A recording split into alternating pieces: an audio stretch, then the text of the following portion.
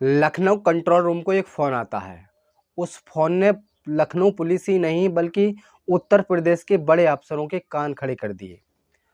संदेश ये था कि ओसीआर बिल्डिंग की बी टावर के नीचे बोरे में एक लाश की सूचना मिली थी।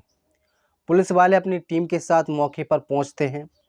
पहुंचने के बाद जब उस बोरे को खोला जाता है तो पुलिस वालों के रोंगटे खड़े हो जाते हैं। उस बोरी के अंदर से सर कटी एक लाश बरामद होती है। लाश को जब देखा जाता है तो उसके जिस्म पर एक पैंट और शर्ट बरामद होती है और उसकी जेब में एक रुमाल होता है और बाकी कोई चीज़ बरामद नहीं होती है जिससे बॉडी की पहचान हो सके कि बॉडी किसकी है। पुलिस वाले आसपास छानबीन करते हैं, कहीं इसका सर बरामद हो जाए, लेकिन सर कहीं बरामद नहीं होता है। पुलिस वाले अपनी कागजी कार्रवाई पूरी करने के बाद बॉडी को पोस्टमार्टम के लिए भिजवा देते हैं और अपने साथ कुछ फोटोग्राफ उसके रख लेते हैं। जिस बालकनी से वो बोरा फेंका गया था, पुलिस वाले उसके ऊपर जाते हैं। जाने के बाद पता लगता है कि वो फ्लैट जो होता है हसनापुर के विधायक गोपाल काली के नाम आवंटित था। गोपाल काली को जब फ़ोन करा जाता है तो बताते हैं कि मैं तो पिछले 2 महीने से लखनऊ आया ही नहीं था। तो पुलिस वाले पूछते हैं कि आपकी नामौजूदगी में उस फ्लैट की कौन देखभाली करता है और किसके पास उसकी चाबी रहती है। तो गोपाल काली बताते हैं कि उसकी चाबी एक तो मेरे पास रहती है और दूसरी उत्तराखंड के रहने वाले अशोक के पास रहती है। पुलिस वाले अशोक से फ़ोन करते हैं लेकिन फ़ोन उसका बंद हो जाता है। पुलिस वाले उस फ्लैट का ताला तोड़ते हैं और ताला तोड़ने के बाद में उसके अंदर देखा जाता है तो अंदर खून की छींटें बरामद होती हैं। अब पुलिस को पूरा शक हो गया था कि कहीं ना कहीं उस व्यक्ति को यहीं मारा गया है और यहाँ से खींचने के बाद उसे नीचे डाल दिया गया है।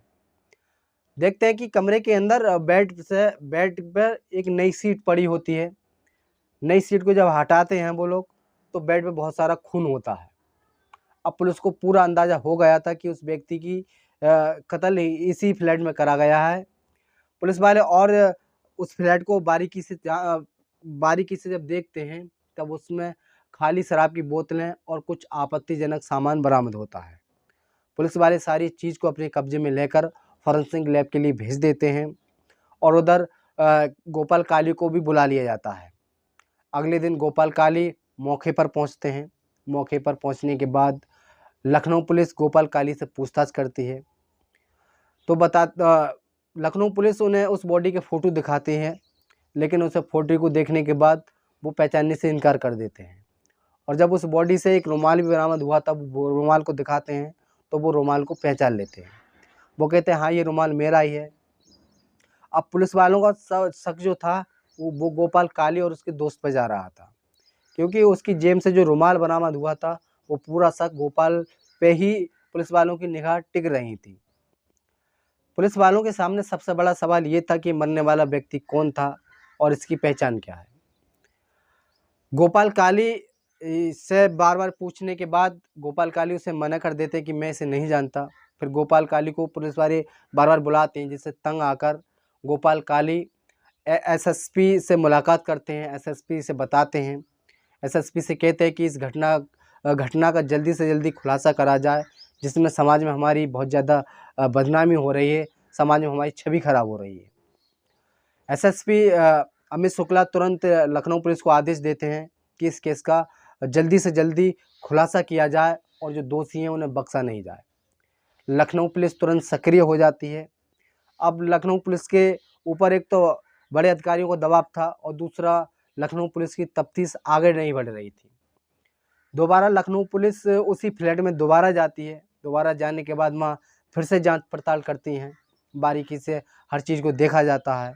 तब वहाँ से एक डायरी बरामद होती है। डायरी लखनऊ पुलिस अपने पास ले आती है थाने में।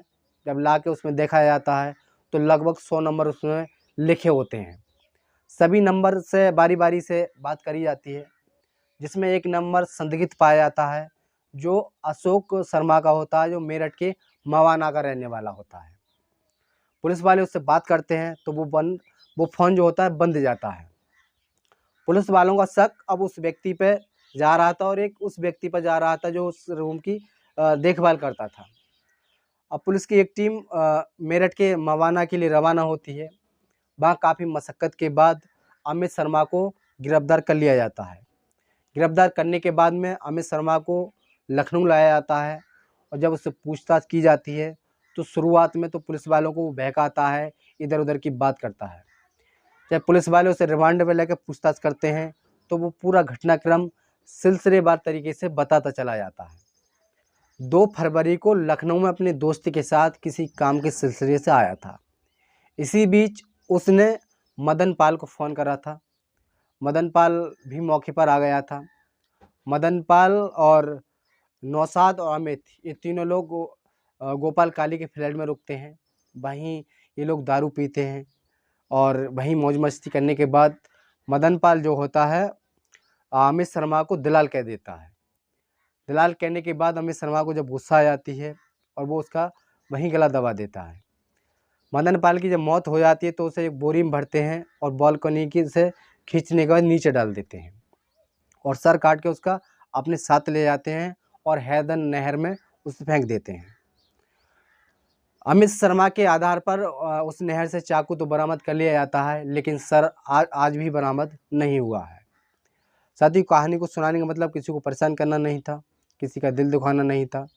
कहानी को सुनाने का मतलब आपको सजग करना था, आपको जागरूक करना था। आप कहीं भी रहें, सुरक्षित रहें, सावधान रहें, अपना और अपने परिवार का ध्यान रखें और देखते रहें देश राज हमसफ़र।